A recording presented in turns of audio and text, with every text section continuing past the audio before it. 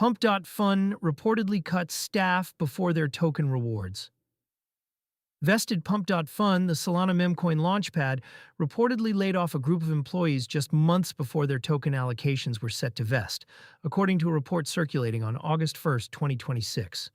The claim surfaced by Cointelegraph citing investor accounts has not been confirmed by the company. Pump.fun has not issued a public response at the time of writing.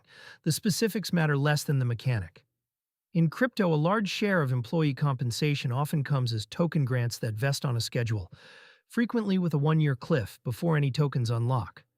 An employee let go before that cliff can walk away with little to nothing from the token portion of their package, even after months of work. That is the friction the report points at.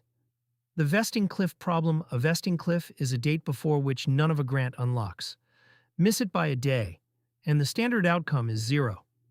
The structure exists for a reason. It protects the company and remaining team from paying out people who leave quickly.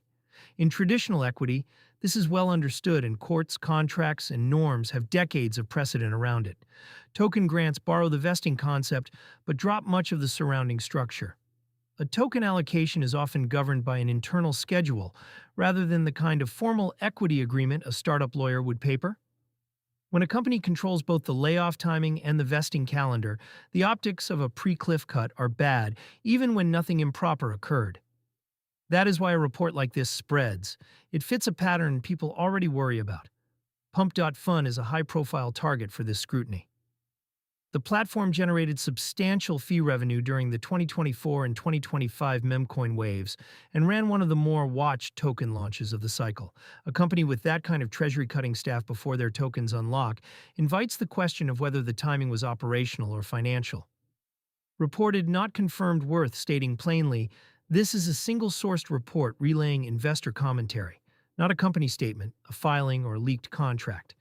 No specific number of affected employees, no dollar figure on the allocations, and no internal document has been made public.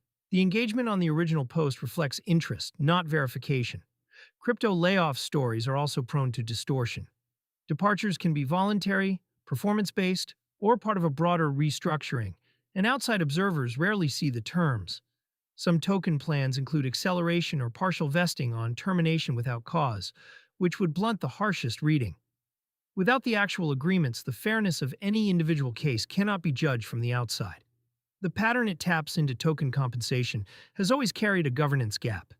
Employees are asked to accept volatile, illiquid tokens in place of salary or conventional equity, then depend on schedules the employer largely controls.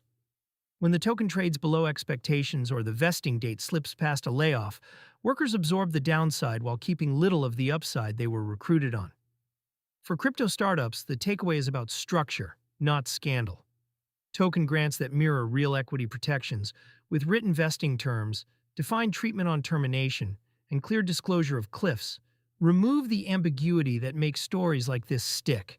Comp built on informal internal schedules leaves both sides exposed, employees to arbitrary timing, and companies to reputational damage the moment a layoff coincides with a vesting date, whether or not the two were linked. The broader market backdrop is soft. As of August 1, 2026, Bitcoin trades near $63,012, down about 2% on the day, with the Fear and Greed Index at 33, fear. Solana sits around 73.05. A cooler market pressures token-heavy treasuries and makes cost cuts more likely across the sector, which is exactly the environment where vesting cliff disputes tend to surface.